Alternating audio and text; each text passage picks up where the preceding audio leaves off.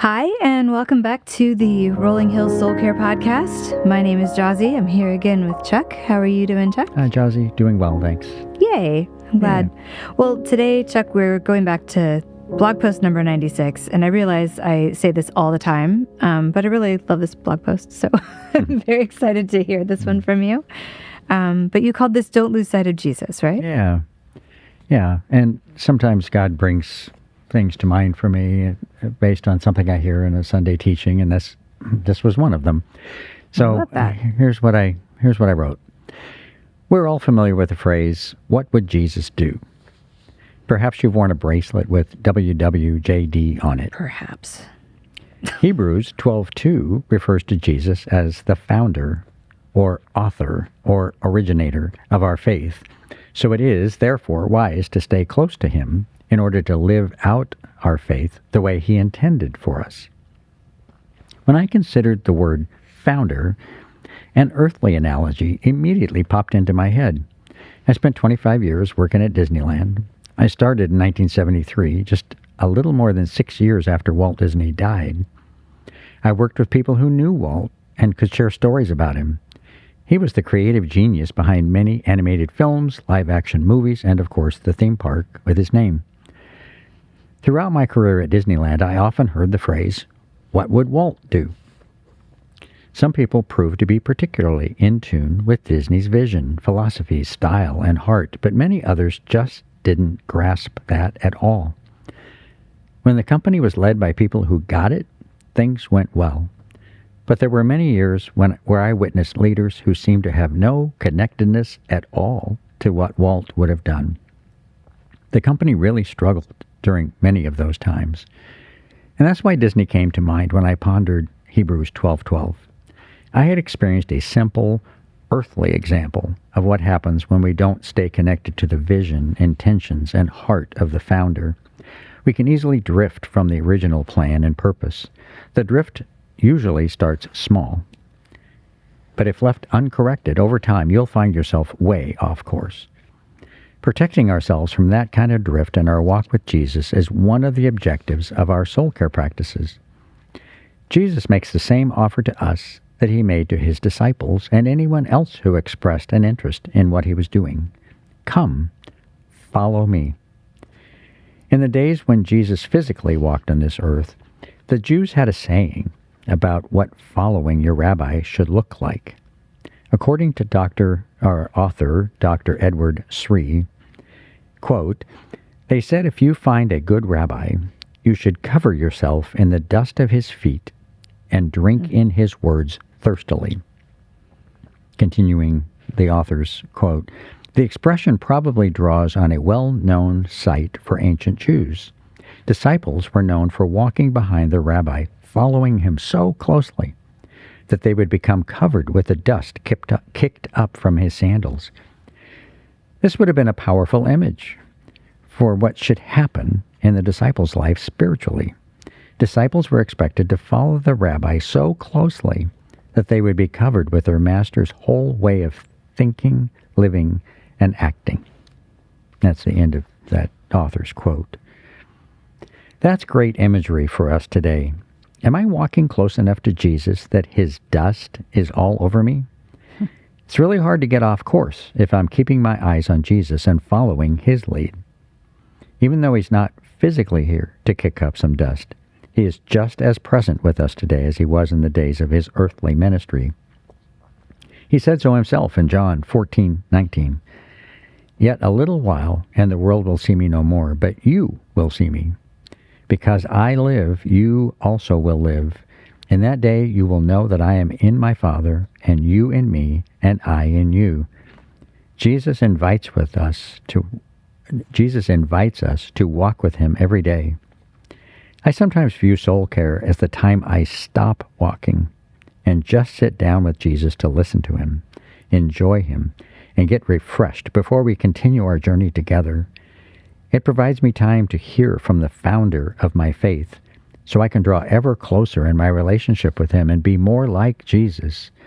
And if I've gotten off course by taking my eyes off of him for a while, soul care is a way to quickly find him again and get back on course. I'll just close with the verse that got me thinking about all of this. Hebrews 12, 1 through 2. Therefore, since we are surrounded by so great a cloud of witnesses, let us lay aside every weight and sin which clings so closely, and let us run with endurance the race that is set before us, looking to Jesus, the founder and perfecter of our faith. Thank you so much, Chuck. I got distracted for just a moment because I always forget the phrase perfecter of our faith. And I love that image of Jesus perfecting everything eventually, especially in relation to the previous verse that you shared about, where Jesus says, the world will see me no more, but you will see me because I live in you, and therefore he also will live. And I think that image of being covered with dust gives so much potential for what the world sees when they see us. Because I've always thought of the whole WWJD thing, right? I was the OG generation that wore the bracelets, and I don't want to talk about how many years ago that was, but it always was said to be a reminder of what we should do.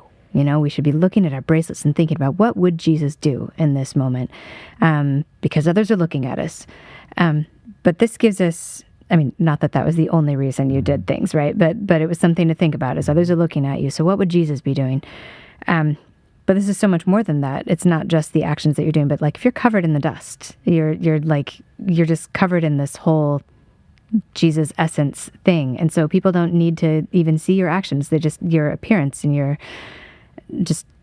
arrival is announcing because you're like covered in this ode to Jesus, essence of Jesus dust, but that's what's reflecting. So therefore they're seeing him in you. And I love that image that presents.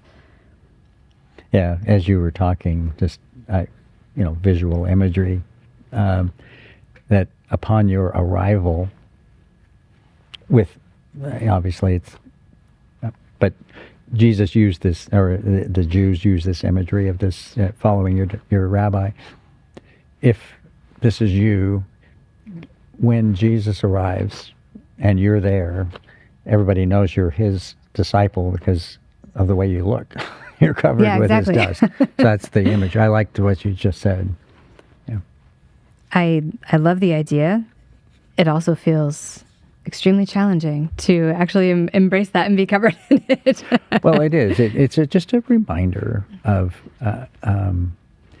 how easy it is to get off course. Yeah, absolutely. And yet the value of being close, and drawing close, sticking with him, your chance of getting off course is much, much lower because you're right there with him.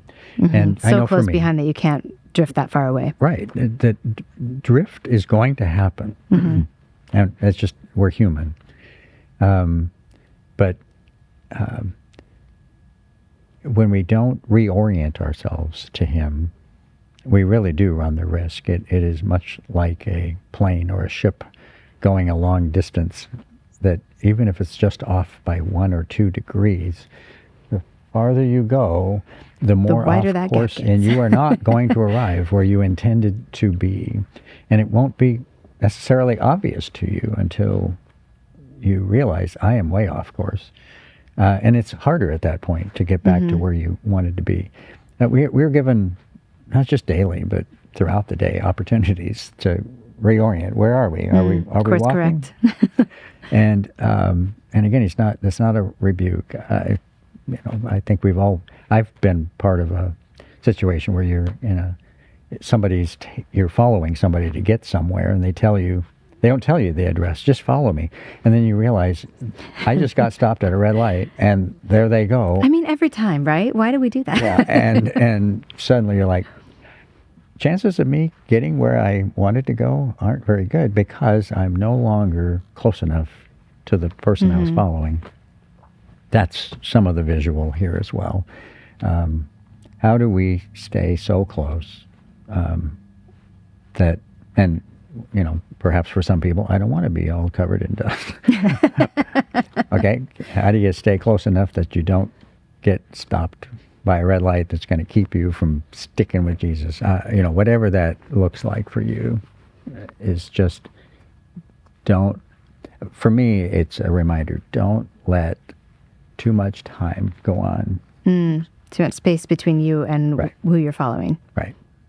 Yeah, we don't want to allow really any length of time to get off course or to keep us from being with Jesus. And it talks in my analogy, which was just an earthly analogy Sure. with Disney as the founder, was simply this, that we've got a lot of distractions, and it's really easy for us to begin to lose our way.